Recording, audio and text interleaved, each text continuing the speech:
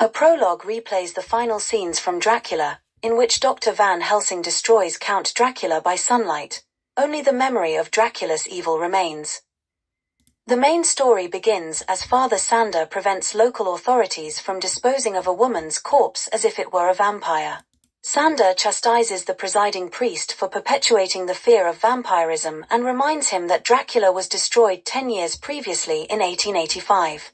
Sander visits an inn and warns 4 English tourists, the Kents, Diana, Charles, Helen, and Alan, not to visit Carlsbad. Ignoring his advice, the Kents choose to visit Carlsbad but are abandoned by their fear-stricken coach driver 2 kilometers away from their destination as night approaches.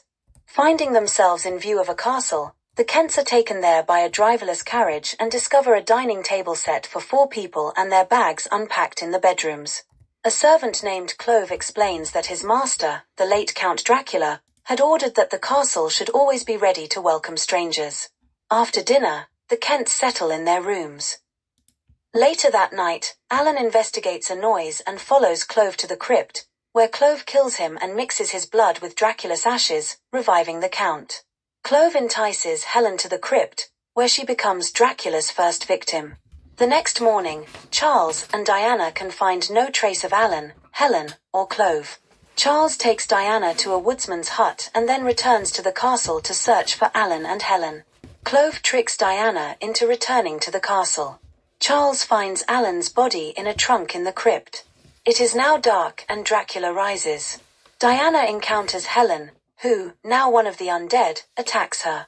Dracula enters and warns Helen away from Diana.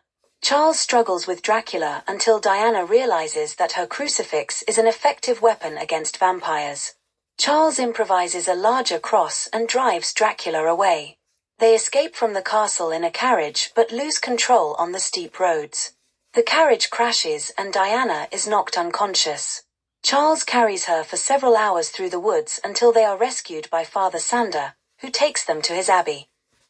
Clove arrives at the abbey in a wagon carrying 2 coffins containing Dracula and Helen but is denied admission by the monks, by the order of Sander, who knows that the vampires will try to gain entry. Ludwig, a patient at the abbey, is slave to Dracula and invites the Count inside.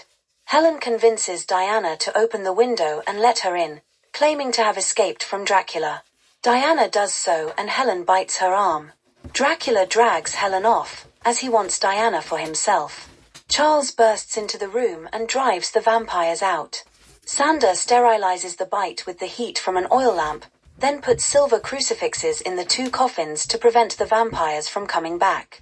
Sander captures Helen and drives a stake through her heart, killing her. Ludwig lures Diana into Dracula's presence, where the Count hypnotizes her into removing her crucifix. Dracula coerces her to drink his blood from his bare chest, but Charles returns in time to prevent it, forcing Dracula to flee with the unconscious Diana.